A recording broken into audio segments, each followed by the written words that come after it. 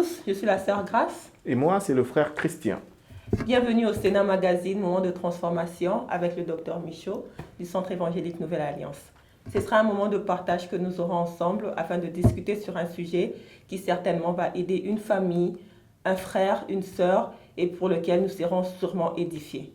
Pour aujourd'hui, nous allons prendre un sujet, que dis-je, une institution très importante, que ce soit dans l'Église ou encore dans le monde séculier. Nous allons parler du mariage. Et docteur Michaud, bonsoir. Bonsoir Christian, bonsoir Sœur Grace, bonsoir à tous nos amis qui nous suivent, que Dieu les bénisse. Docteur, ce soir, nous allons discuter du mariage. Mais notre grand sujet, c'est justement le mariage, mais nous allons commencer par la définition. C'est sur ça que nous allons devoir partager au courant de toutes ces minutes que nous allons être ici. Merci beaucoup, frère Christian. Merci encore une fois de plus, Sœur Grace. C'est vrai que, comme vous l'avez dit, le mariage est une institution importante, que ce soit dans l'Église, que ce soit dans nos familles, que ce soit vis-à-vis du gouvernement ou dans le monde. Mais avant d'aller à la définition du mariage et dans ce contexte ici, vous allez me permettre de plus insister sur la définition selon la parole de Dieu. Avant d'aller à cette définition-là, il serait peut-être important, à mon avis, de pouvoir distinguer le mariage de beaucoup d'autres formes de relations ou de situations dans lesquelles les gens peuvent se trouver qui ressemblent au mariage, qui s'apparentent au mariage, mais qui n'est pas le mariage. Je vais prendre quelques exemples comme ça. Par exemple, les fiançailles. Les fiançailles, on sait que c'est une période qui précède le mariage. Et si les fiancés, qui généralement, selon la parole de Dieu, sera un homme et une femme, qui se promettent le mariage, et s'il ne faut pas attention, ils peuvent vivre comme des mariés déjà, alors qu'ils ne sont pas. Et si la Bible distingue la période de fiançailles et la période de mariage, ça veut dire que la Bible ne les confond pas. Donc, cela veut dire que les fiancés ne doivent pas se comporter comme des mariés. Parce que s'ils se comportent comme des mariés, ils sont déjà mariés. Donc, les fiançailles n'auront plus leur sens. Et ça, c'est un exemple. Donc, parfois, les gens sont fiancés, mais ils commencent déjà à vivre comme des mariés. Un autre exemple que je peux prendre, des relations qui sont proches du mariage, qui ne sont pas le mariage, c'est juste une relation ordinaire entre un homme et une femme qui se connaissent, qui commencent à, comme on dit dans le monde, sortir ensemble. Et ce sont des personnes adultes, ils peuvent se comporter comme des mariés. Ils peuvent avoir des relations intimes, ils peuvent concevoir, ils peuvent avoir des enfants, ils peuvent faire des choses ensemble, mais ils ne sont pas mariés, selon la parole de Dieu. Et nous pouvons aussi prendre un autre exemple qui est vraiment très très proche du mariage, c'est la cohabitation. Quand les gens habitent ensemble, qu'est-ce que c'est cohabiter? Cohabiter veut dire vivre ensemble dans un même lieu, sous un même toit. Alors, un homme et une femme qui cohabitent, ils sont dans une relation qui est très très proche du mariage. Très très proche du mariage, mais qui entraîne des conséquences quand même. Alors, quand les gens habitent ensemble et pendant très longtemps, il y a des pays, il y a des gouvernements qui appellent ça union de fait ou mariage de fait. Il y en a d'autres qui appellent ça union civile. Ils donnent beaucoup de termes à cela, mais ces gens-là, quand on les appelle conjoint de fait ou mariage de fait, ça les dit bien. Ça veut dire que ce n'est pas un mariage de droit, c'est un mariage de fait. C'est-à-dire les gens qui n'avaient pas le droit au fait d'être mariés, mais qu'on va considérer comme mariés à cause du fait, le fait d'habiter ensemble. Mais il y a aussi d'autres conséquences, parce que ça peut décourager ces gens-là un jour de se marier. Donc, en ce moment-là, ils n'ont pas honoré leur mariage. Mais il y a aussi des conséquences vis-à-vis de l'homme et de la femme. Parce qu'un homme qui promet à une femme le mariage, mais qui ne l'épouse pas et qui cohabite avec lui, montre par là qu'il n'a pas l'intention d'honorer cette femme-là. Alors que le mariage est une institution honorable. Et une femme, par exemple, qui reçoit la promesse d'un homme et que l'homme ne réalise pas et qui accepte de cohabiter avec cet homme, peut envoyer un mauvais message à celui-ci, comme quoi je ne suis pas digne d'être honoré. Donc tu peux me prendre et puis juste me mettre dans ta maison et puis c'est fini. L'autre danger, c'est que à force d'habiter ensemble, ces personnes peuvent commencer à penser ou à croire que devant Dieu, ils ont honoré l'institution, alors qu'ils ne l'ont pas fait. Tu vois?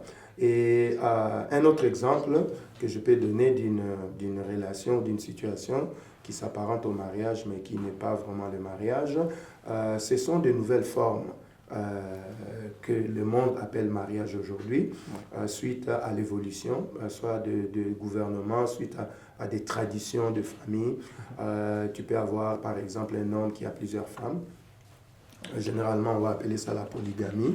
Et ça, ce n'est pas le mariage selon la parole de Dieu, à notre sens. Et il y a aussi des femmes dans la tradition, dans certaines sociétés, qui peuvent être liées à plusieurs hommes. Et ça aussi, ce n'est pas ce que la parole de Dieu recommande. Il y a aussi des situations où le gouvernement a permis aux gens de pouvoir habiter ensemble, même s'ils sont des personnes de même sexe. Donc la parole de Dieu non plus ne donne pas ça comme exemple pour le mariage. Alors parce que vous avez dit mariage selon la parole de Dieu, j'imagine que c'est ça, l'aspect que nous abordons aujourd'hui. Donc voilà quelques organisations, quelques situations, quelques relations qui sont proches du mariage que nous ne devons pas confondre avec le mariage. Donc deux personnes qui se sont promis le mariage ne sont pas encore mariées, ce sont des fiancés. On ne parle pas encore du mariage. Ils ne doivent pas vivre comme des mariés. Ils ne doivent pas faire ce que les mariés font. Ils n'ont pas la reconnaissance que les mariés ont, que ce soit devant les familles, devant les gouvernements ou devant l'Église. Alors, on a parlé de la cohabitation. Deux personnes qui décident d'habiter ensemble, de vivre ensemble. Il y a des liens émotionnels qui se créent. Il y a un contact physique qui se crée. Des enfants peuvent sortir de cette union-là, mais ce n'est pas encore le mariage. Et puis, une relation ordinaire entre un homme et une femme, selon la parole de Dieu, c'est une situation de péché. On appelle ça fornication, donc ce n'est pas le mariage. Et puis, les autres formes des relations qui ne sont pas conformes à la parole de Dieu, qu'on ne devrait pas appeler mariage. Mais je comprends que votre question porte vraiment sur le mariage selon la parole de Dieu. Excusez-moi d'avoir fait ces petits détours. Pas de problème. Exactement, Dr Michaud. C'était un bon point que vous avez amené. Au vu aussi de toutes ces relations que vous avez étalées là-dessus, et maintenant du fait que nous sommes sur la parole de Dieu, nous sommes dans un cadre chrétien, que dit la parole de Dieu? Qu'est-ce que la Bible nous dit sur le vrai mariage chrétien, proprement dit? Alors, je ne vais pas prendre le temps de beaucoup donner des versets ici. On voulait que ce soit une causerie assez détendue. Mais permettez-moi d'aller à la parole de Dieu quand même dans le livre de Genèse. Dans le livre de Genèse au chapitre 2. Et là où le Seigneur la Bible dit qu'il a endormi l'homme. Et de la côte de l'homme, il a formé la femme. Et la Bible dit, le Seigneur a conduit cette femme-là auprès de l'homme. Et ce qui doit être une démarche normale, c'est l'homme qui présente la femme à un homme. C'est Dieu qui présente la femme à un homme. Et puis, l'homme dit, voici cette fois-ci, l'os de mes os, chair de ma chair, on l'appellera femme parce que elle a été tirée de l'homme. Donc, versets 22, 23, 24, par là. Et quand tu lis la parole de Dieu à ce niveau ici, tu vois que la Bible dit que le Seigneur a fait tomber un sommeil sur l'homme, là on appelle Adam, et puis il a tiré une côte de cet homme-là, on appelle encore Adam, et il a formé une femme. Et il a présenté cette femme-là à l'homme, on l'appelle toujours Adam. Et l'homme a dit, voici cette fois-ci, l'os de mes os, chair de ma chair, on l'appellera femme parce qu'elle a été tirée de l'homme. À ce moment-là, on n'appelle plus Adam, mais on appelle Ish, c'est-à-dire un homme qui veut être un partenaire, un époux. Si on veut bien comprendre quelque chose, il faut aller chez celui qui a créé la chose. Donc on voit là qu'il n'y avait personne sur la terre, personne n'était là, il n'y avait pas de famille, il n'y avait pas de gouvernement, il n'y avait rien du tout. Et Dieu a créé son institution. Et on voit là Dieu qui fait dormir un homme, et de cet homme-là, il crée une femme, et il attache cet homme à cette femme. Donc, on a le mariage là. Alors, donc, selon la parole de Dieu, quand on veut définir le mariage, on voit d'abord qui sont impliqués dans le mariage. Donc, Dieu, un homme et une femme. Ok, Et donc Dieu est aussi dans le mariage. Dieu est dans le mariage. Ok. Donc, si Dieu n'est pas là, on ne peut pas parler de mariage. Oh. Parce que c'est lui, à l'origine, qui a créé le mariage. Oh. Maintenant, quand vous allez dans le Nouveau Testament, dans le livre d'Éphésiens, chapitre 5, la Bible va dire c'est un mystère. Hein? Ok. C'est un mystère. Ok. Donc, la Bible va appeler ça un mystère. Mais comment est-ce que la Bible va encore appeler le mariage un mystère? C'est comme si c'était un sujet un peu compliqué et avec lequel on devrait avoir beaucoup d'enseignements. Comment cela serait-il un mystère pour nous? Très bonne question. La Bible appelle ça un mystère. C'est un mot parfois qui fait peur aux gens. Exact. Mais la Bible le dit, donc on le dit. Un mystère veut dire un enseignement qui appartient à quelqu'un qui a été instruit dans cet enseignement, et que celui qui n'a pas été instruit dans cet enseignement ne peut pas le connaître. Ok. Donc, c'est comme un enseignement qui est réservé à celui qui a été formé, et celui qui n'a pas été formé ne peut pas connaître cela à moins qu'il soit formé. C'est juste ça, ce que veut dire un mystère. Donc, pasteur, vous nous rassurez que pour le mariage, il faut une formation pour. Il faut une formation. Et il faut que tu sois enseigné. Ok. Il faut que tu sois enseigné. Parce que c'est une institution que Dieu a créée, et il faut que tu viennes auprès de lui pour lui dire, mais qu'est-ce que tu voulais faire avec ça? Ok. Quelle était ton intention? Quel était ton but? Ok. Quels étaient tes objectifs? Et donc, en mettant ça ensemble, on peut, à mon avis, définir le mariage comme un mystère par lequel Dieu met un homme Ok. ensemble avec une femme Ok. pour que les deux vivent de manière à refléter la relation qu'il y a entre Christ et l'Église. Parce que dans Éphésiens, on dit ces mystères-là, c'est-à-dire la relation entre Christ et l'Église, c'est ce qui est le véritable mariage. Ok. Et le mariage d'un homme et d'une femme n'est que comme un reflet Ok. de ce mariage-là entre Christ et l'Église qui est son épouse. Mais pasteur, pour vous laisser continuer un peu tout à l'heure, vous dites que c'est Dieu qui met ensemble un homme et une femme. Ce ne sont pas deux personnes qui se mettent ensemble. Non, ce ne sont pas deux personnes qui se mettent ensemble. Ok. Pourquoi je dis cela? Parce que dans les livres de Matthieu au chapitre 19, que la plupart de nous, lecteurs de la parole de Dieu, nous lisons et nous connaissons, et les pharisiens avaient posé la question au Seigneur pour dire que est-ce qu'un homme peut répudier sa femme pour un motif quelconque?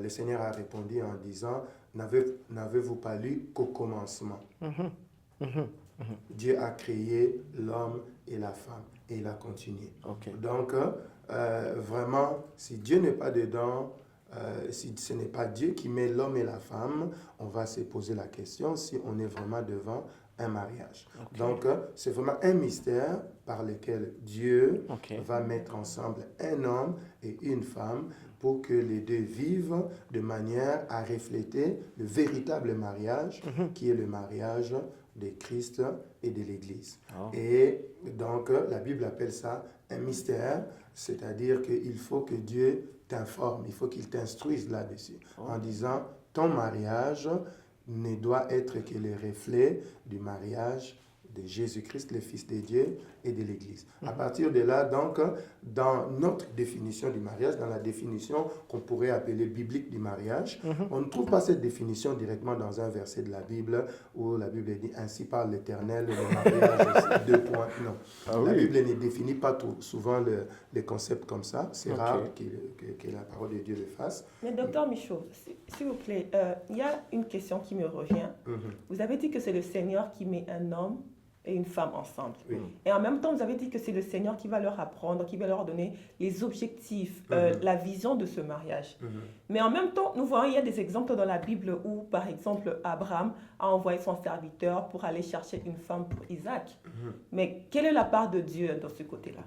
Alors, ça, ce sont des situations pratiques où Dieu a instruit un homme. Et si Dieu instruit un homme et Dieu met un homme et une femme ensemble pour qu'ils puissent former un mariage, il ne faut pas non plus attendre que Dieu vienne là avec sa robe blanche, avec ses cheveux blancs, et puis il te prend par la main et dit, Christian, aujourd'hui nous allons aller frapper dans la famille telle. Non.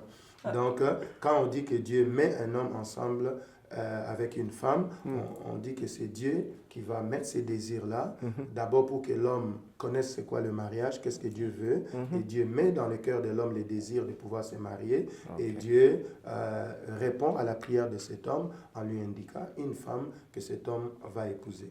Donc, j'insiste sur cet aspect-là parce qu'il y a beaucoup de choses qui se passent dans le monde aujourd'hui où le mariage a été repris par le gouvernement, repris par des familles, repris même par des individus et ils commencent à les définir à leur façon. Alors qu'il y a quelqu'un qui a créé cette institution quand personne n'était sur la terre. Et qui a créé l'homme, qui a créé la femme et qui les a attachés. Et ce qui est la beauté de l'affaire, c'est que même alors, à ce moment-là, il n'y avait pas de famille, il n'y avait pas de gouvernement. Donc, pour avoir un mariage, nous pensons qu'il faut avoir ces 5 éléments-là. Donc, Dieu, un homme, une femme, une union et les reflets du mariage entre Christ et l'Église. Quand on a ces 5 éléments-là, on peut parler d'un mariage. Donc, le mystère par lequel Dieu met ensemble un homme et une femme pour qu'ils vivent de façon à créer une union qui reflète l'image de Christ et l'Église. 5 éléments. Dieu, l'homme, la femme, l'union et les reflets de la relation entre Christ et l'Église. Un autre point, Dr Michaud, c'est quoi c'est comment ce mariage entre Christ et l'Église? Comment ça se passe? Vous parlez d'un reflet. Comment est-ce que nous allons le refléter alors que nous ne connaissons même pas comment est-ce que ce mariage est? C'est aussi une bonne question. Voilà pourquoi nous avons dit que le mariage est un mystère. C'est-à-dire, c'est quelque chose qui doit nous être enseigné par le Seigneur.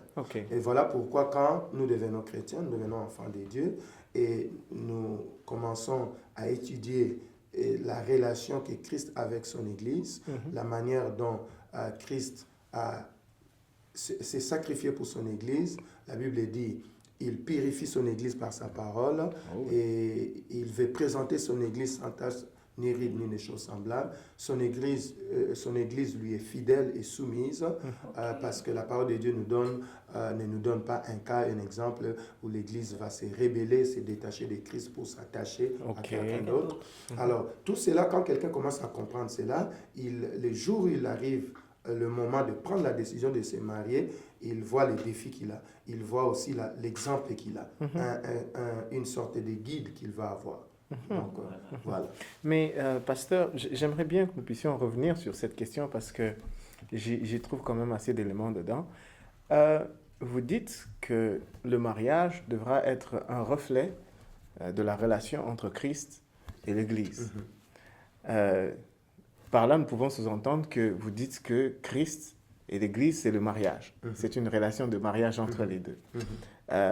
Puisque nous sommes en train de parler de définition du concept mariage, est-ce que vous pouvez peut-être faire un petit crochet de ce côté-là et nous faire voir un peu clairement, un peu d'une manière simple, la relation, le mariage entre Christ et l'Église? Parce que c'est un peu comme un modèle auquel nous devons tous regarder. Merci beaucoup, frère Christian, pour cette question. Donc, quand j'ai fait tout à l'heure un petit détour, avec votre permission, j'ai fait ce petit détour-là pour parler d'autres relations qui sont proches du mariage, qui, de l'extérieur, de loin, on peut appeler ça un mariage. Parce qu'un homme est là, parce qu'une femme est là, parce qu'il y a une union aussi, Ok. une cohabitation. Parce qu'il y a aussi des enfants qui naissent de ça. Ok, Hein. Il y a ok. des familles qui établissent des relations. Ils font presque ce que tous les mariés font. Hein. Alors, votre question revient donc à dire quel serait l'élément qui distingue alors le mariage, selon la parole de Dieu, d'autres relations qui impliquent aussi les hommes et les femmes. Exactement.